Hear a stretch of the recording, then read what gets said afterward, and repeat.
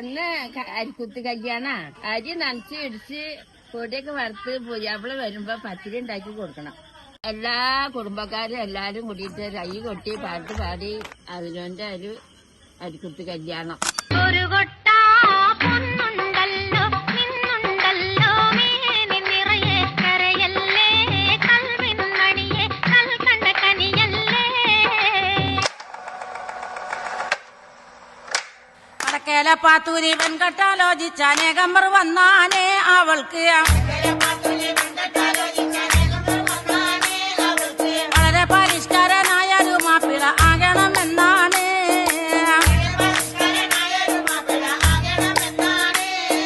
പഠിപ്പും പണമില്ല എങ്കിലും പച്ച പരിഷ്കാരന